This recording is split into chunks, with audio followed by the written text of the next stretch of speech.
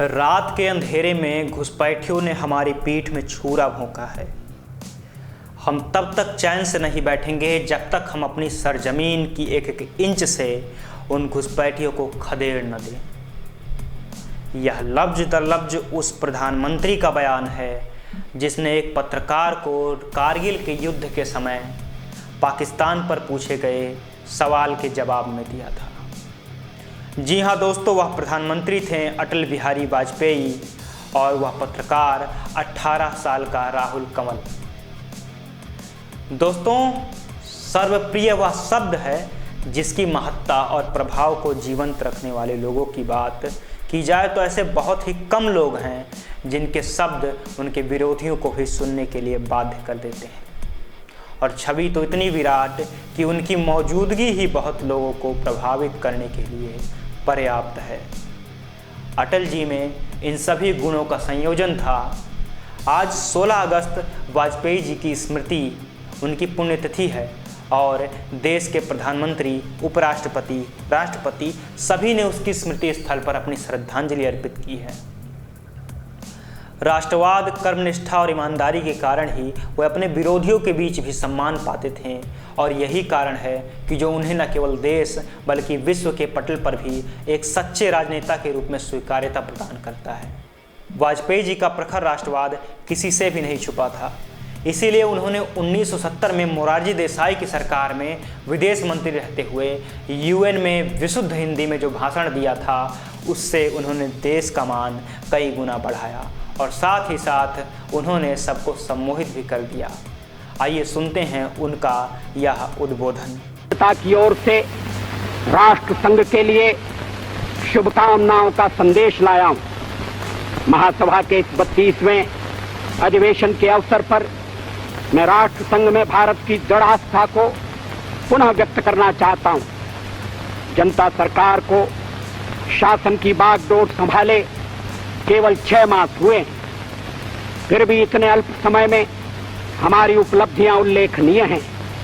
भारत में मूलभूत मानव अधिकार पुनः प्रतिष्ठित हो गए। जिस भय और आतंक के वातावरण ने हमारे लोगों को घेर लिया था, वह दूर हो गया है। जिंदगी के हर एक किरदार को अटल जी ने बखूबी निभाया। समय के साथ उनके कंधों पर जो भी जिम्मेदारियां पड़ी, उन्होंने उसे बहुत ही अच्छी तरह से लिया। डॉक्टर श्यामा प्रसाद मुखर्जी के निधन के बाद वाजपेयी जी को सर्वसम्मति से बीजेपी का अध्यक्ष चुना गया। वह बीजेपी के पहले अध्यक्ष थे और उन्होंने पहले अध्यक्षीय भाषण में बीजेपी की जो रूपरेखा रखी, उससे उन्होंने यह निर्धारित किया और इसी का परिणाम है कि आज यह पार्टी गलियों से उठकर देश की शीर्ष दल के रूप में प्रतिष्ठित है। आइए सुनते हैं उस भाषण के प्रमुख अंशों को।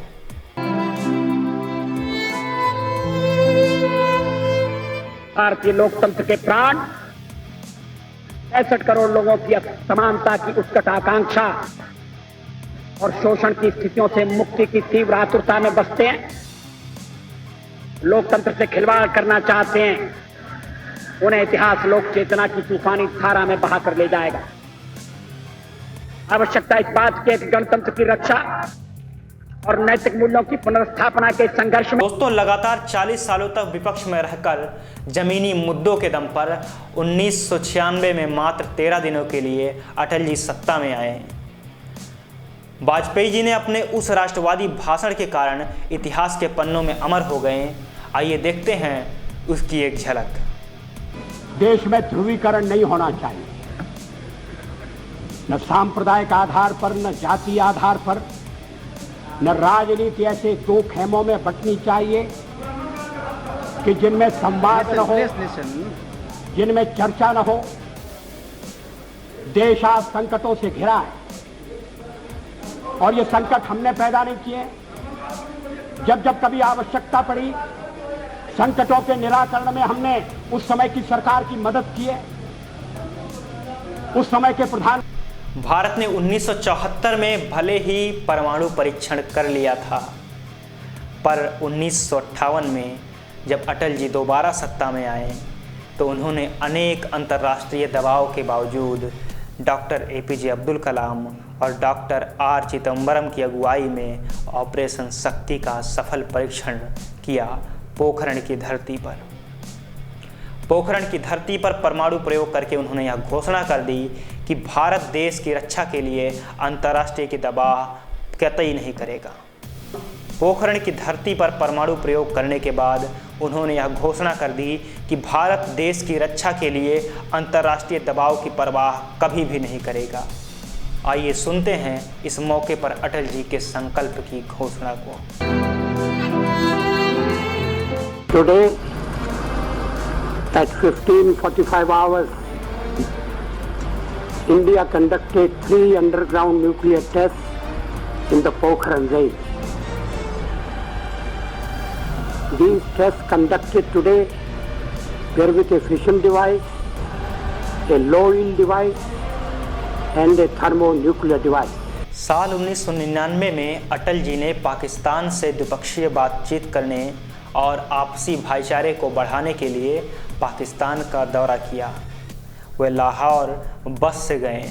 वाजपेयी जी का यह प्रयास निरर्थक साबित रहा और बदले में पाकिस्तान की तरफ से हमेशा की तरह हमें मिला विश्वासघात, क्योंकि भारत को इसके बदले में कारगिल का युद्ध देखना पड़ा। परंतु भारतीय सेना और उसके कुशल रणनीति के बदौलत भारत पाकिस्तान की इस हिमाकत का जवाब देने में सफल रहा। और यह बात तो जग जाहिर है कि किस तरह से भारत ने टाइगर हिल पर अपना अधिकार कर और कारगिल के युद्ध को जीतकर पाकिस्तान के गालों पर ऐसा करारा तमाचा लगाया है कि पाकिस्तान आज तक उसे नहीं भुला पाया। वाजपेयी जी का काव्य पक्ष भी अद्भुत है। उनकी शब्द और उनकी शैली सुनने वाले हर एक श्रोता को इस तरह से आकर्षित करती है कि सुनने वाला हर एक व्यक्ति शब्दों के चमत्कार को जीवंत और आकर्षण में बंधा हुआ पाता है। चलिए चलते चलते आपको छोड़े चलते हैं अटल जी की ऐसी ही कालजयी कविताओं के साथ। फिर मिलेंगे इसी तरह की किसी और नई कहानी के साथ। तब तक देखते रहिए CDM इंडिया।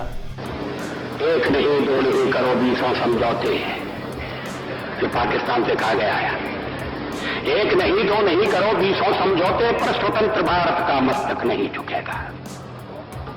अगणित बलिदानों से अर्जित यह स्वतंत्रता, अगणित बलिदानों से अर्जित यह स्वतंत्रता, शिवस्वेद शोणित से सिंचित यह स्वतंत्रता, त्याग तेज तप बल से रक्षित यह स्वतंत्रता, दुखी मनुजता के हित अर्पित यह स्वतंत्रता।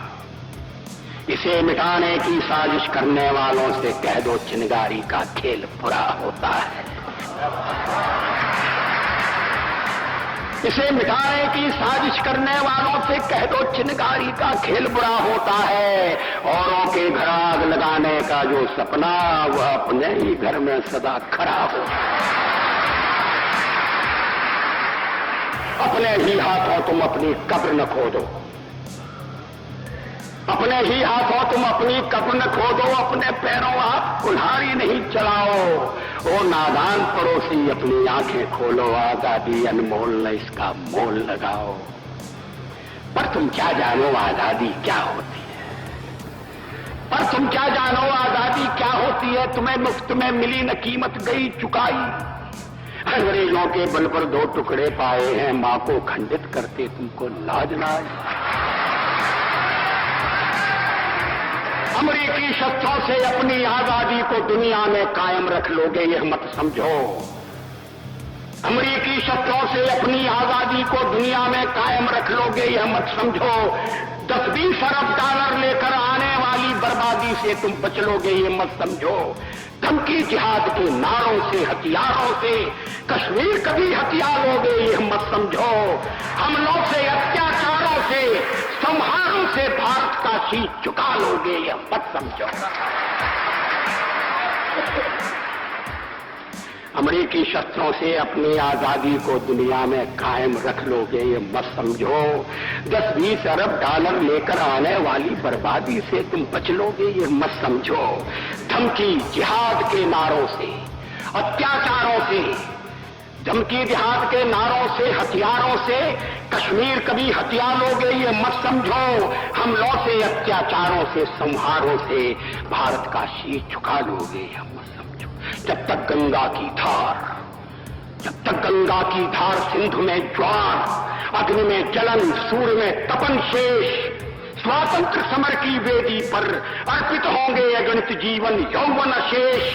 अमेरिका क्या संसार भले ही हो विरुद्ध, कश्मीर पर भारत का ध्वज नहीं झुकेगा।